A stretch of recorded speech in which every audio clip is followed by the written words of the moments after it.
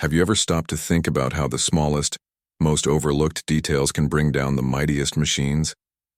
During World War II and the Cold War, intelligence agencies around the world were obsessed with finding ways to sabotage enemy operations without getting caught. They developed elaborate schemes involving spies, codes, and complex equipment. But what if I told you that one of the most effective sabotage tools ever created looked exactly like something you'd shovel into a furnace without a second thought?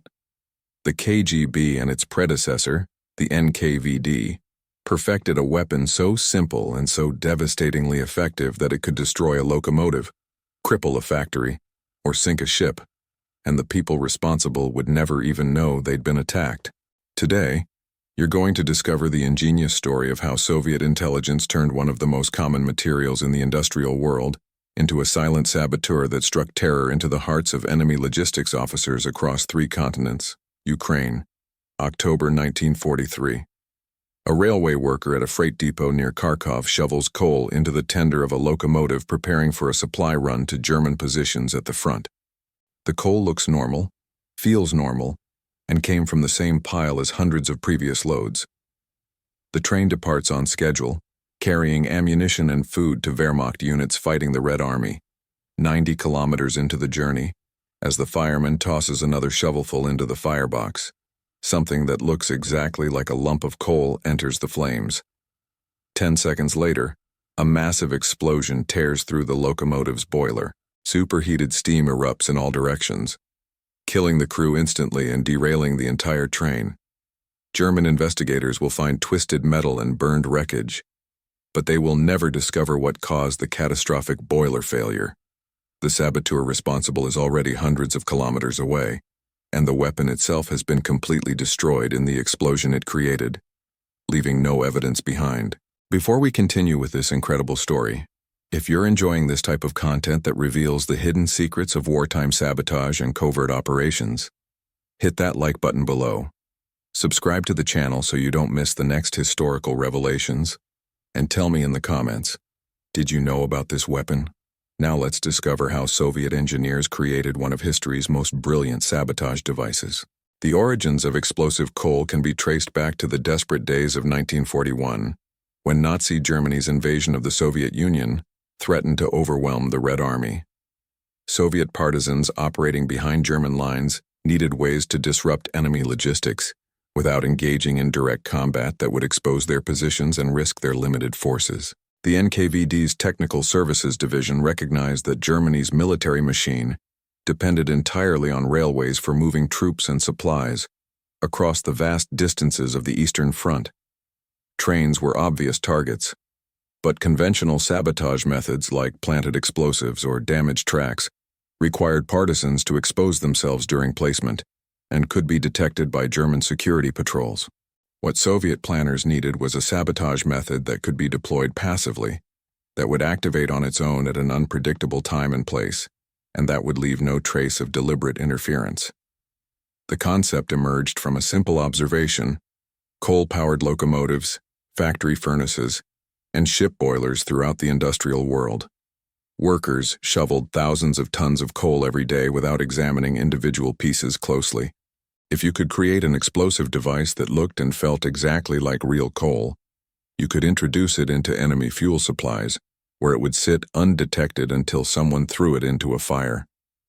The explosion would occur inside the machinery itself, causing maximum damage while making the incident appear to be a boiler failure or mechanical malfunction rather than sabotage. The psychological impact would be enormous as well. Once enemy forces realized their coal supplies might be contaminated, they would have to inspect every piece before use, dramatically slowing operations and tying up personnel in endless security checks. Development of the fake coal began in late 1941 at a classified NKVD workshop in the Ural Mountains, far from the fighting front. The technical challenge was more complex than it might initially appear. The device needed to be the right weight, texture, and appearance to pass casual inspection by workers handling it. It needed to withstand the rough treatment that real coal endured during loading, transport, and storage without detonating prematurely. The explosive inside needed to be powerful enough to destroy a locomotive boiler or factory furnace, but compact enough to fit inside a coal-sized package. Most critically, the outer shell needed to burn away in a fire at exactly the right rate, exposing the explosive to heat gradually, so it would detonate only after being inside the machinery where it would cause maximum damage. The solution involved a hollow cast iron shell shaped and textured to resemble a typical lump of anthracite coal.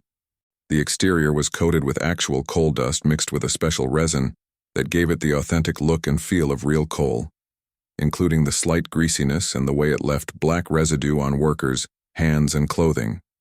Inside the shell, engineers packed a mixture of TNT and thermite, a combination that would produce both a powerful explosion and intense heat, capable of melting through steel plating. The key innovation was a thin layer of wax-based material between the iron shell and the explosive filling. This material would melt when exposed to the heat of a furnace or firebox, allowing the flames to reach the explosive at precisely the moment when the fake coal was deep inside the machinery, surrounded by the boiler or furnace structure that would contain and direct the blast into critical components. Production of the fake coal required meticulous craftsmanship. Each piece was individually cast from molds made from real coal samples, ensuring variety in size and shape so that batches would look natural when mixed with genuine fuel. The coal dust coating was applied by hand and allowed to cure for several days, during which time quality inspectors would handle the pieces to ensure they had the right texture and weight distribution. Soviet engineers even studied how real coal broke and fractured, deliberately creating similar stress fractures in their explosive versions so they would pass increasingly close inspection. A single piece of fake coal took approximately 40 hours of labor to produce, making them expensive in terms of manufacturing resources, but their effectiveness more than justified the cost. Deployment began in early 1942, when NKVD agents and partisan units received shipments of the fake coal, along with detailed instructions for introducing them into German supply chains. The methods were elegantly simple. Partisans would intercept coal shipments heading to German-occupied territories and insert a few pieces of fake coal into each wagon or barge load. Sometimes agents working in occupied rail yards would add pieces directly to coal piles at freight depots. In some cases, fake coal was left in abandoned storage facilities that advancing German forces would inevitably capture and use. The beauty of the system was its scalability. A single partisan team with a box containing 20 pieces of fake coal could potentially destroy 20 locomotives over the following months, with no way for the Germans to predict when or where the sabotage would occur. If you're finding this content fascinating, hit that like button and subscribe to the channel for more stories about the ingenious sabotage methods and covert operations that shaped World War II and the Cold War. The results exceeded Soviet expectations. German military records from 1942 and 1943 showed dozens of unexplained locomotive explosions and boiler failures along supply routes in occupied Soviet territory. Each incident not only destroyed the machinery, but also killed experienced crews and delayed crucial shipments. The psychological impact proved even more significant than the physical damage. Once German intelligence realized their coal supplies were compromised, they issued orders requiring inspection of all coal before use. This was an impossible task given the millions of tons of coal moving through their logistics system daily.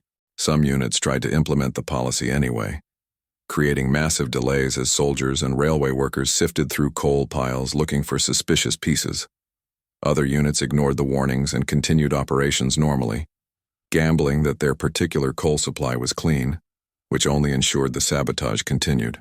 The fake coal concept was so successful that British intelligence, GI, after learning about it through Soviet channels in 1943, developed their own version for use against German forces in Western Europe.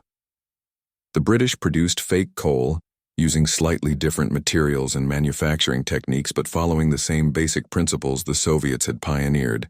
American Office of Strategic Services operatives also received supplies of fake coal for sabotage operations in Asia against Japanese logistics networks. The weapon had gone from a desperate innovation born in the chaotic early days of the Eastern Front to a recognized sabotage tool used by multiple Allied intelligence services. Soviet use of fake coal continued long after World War II ended.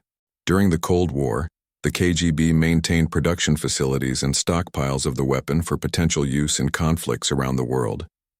Fake coal appeared in Soviet-backed insurgencies from Southeast Asia to Latin America, wherever the enemy relied on coal-powered machinery. The design was updated over the decades to incorporate more powerful explosives and more sophisticated triggering mechanisms, but the basic concept remained unchanged because it worked so effectively. Intelligence reports from the Vietnam War include references to unexplained boiler explosions in South Vietnamese river patrol boats, incidents that some analysts attributed to fake coal introduced into fuel supplies by Viet Cong operatives trained by Soviet advisors. Western intelligence services, now fully aware of the threat, developed countermeasures that went far beyond simple visual inspection. By the 1960s, sensitive military installations used X-ray equipment to scan coal shipments, looking for the telltale hollow cores and dense explosive fillings that characterized fake coal. Some facilities switched entirely to oil or diesel fuel to eliminate the vulnerability. Coal-powered naval vessels implemented strict chain-of-custody protocols for all fuel, with armed guards watching over coal bunkers and detailed logs tracking every shovelful. The United States Navy developed specialized magnetic detection equipment that could identify the iron shells hidden inside fake coal, though this technology was expensive and could only be deployed at major naval bases. British railway companies, serving military contracts, established sealed supply chains where coal moved from mine to locomotive under constant guard, with each transfer point documented and inspected. These measures were effective in protecting high-value targets but were impossible to implement across entire logistics networks, meaning the weapon remained viable for sabotage operations against civilian infrastructure and less protected military targets. The cat-and-mouse game between saboteurs and security forces led to increasingly sophisticated versions of the weapon. Soviet engineers developed fake coal with ceramic shells instead of iron to defeat magnetic detectors. They experimented with explosive mixtures that had the same density as real coal to fool weight-based inspection methods. Some variants included actual coal material in their construction, with explosive cores so well integrated that even X-ray examination might miss them. The KGB also developed training programs teaching operatives how to select the best coal piles for contamination, focusing on supplies that would reach high-value targets while avoiding stockpiles subject to intensive security screening. This evolution continued throughout the 1970s and 1980s as both offensive and defensive technologies advanced in response to each other. The fake coal had limitations that prevented it from being a universal solution to sabotage needs. Production remained labor-intensive and expensive, limiting the quantities available for operations. The devices were extremely dangerous to transport and handle, requiring special training and careful procedures to avoid premature detonation. There was no way to control when a specific piece would be used, meaning operations could not be timed precisely. The explosion, while devastating to machinery, was not designed to kill personnel, though crew deaths often occurred as a secondary effect. Most significantly, once security forces in an area became aware of the threat, the weapon's effectiveness decreased dramatically, as inspection procedures and fuel source controls made it harder to introduce fake coal into enemy supplies. The legacy of the fake coal extends well beyond its use as a sabotage weapon. It represented a fundamental principle of covert operations. The most effective attacks are those that exploit existing systems and routines rather than confronting them directly. By turning ordinary coal into a weapon, Soviet engineers created something that bypassed security measures and reached deep into enemy infrastructure without requiring the presence of saboteurs at the moment of attack. This approach influenced Cold War thinking about sabotage and unconventional warfare, contributing to the development of other delayed action weapons and passive sabotage devices that could be pre-positioned and would activate autonomously. The weapon also demonstrated how industrial-age logistics created vulnerabilities that clever adversaries could exploit. Modern militaries depended on complex supply chains moving vast quantities of materials. The sheer scale of these operations made comprehensive security impossible. A defender trying to protect every coal pile, every fuel depot, and every supply train would exhaust their resources without ever engaging the actual enemy. The fake coal exploited this fundamental asymmetry, forcing defenders to waste enormous effort protecting against a threat that might or might not be present, while saboteurs could strike with minimal investment of resources. Today, the fake coal sits in military museums and intelligence service archives as a reminder of an era when coal powered the industrial world, and when saboteurs understood that the best weapon is often the one your enemy never sees coming. Modern logistics networks have different vulnerabilities, and contemporary saboteurs use different methods, but the principles demonstrated by the fake coal remain relevant. In the invisible war between intelligence services, victory often goes not to those with the most sophisticated technology, but to those who best understand how to turn the enemy's own systems against them. Those lumps of explosive disguised as coal prove that sometimes the most devastating weapons are the ones hiding in plain sight, waiting patiently in a coal pile for the moment when an unsuspecting worker tosses them into the flames.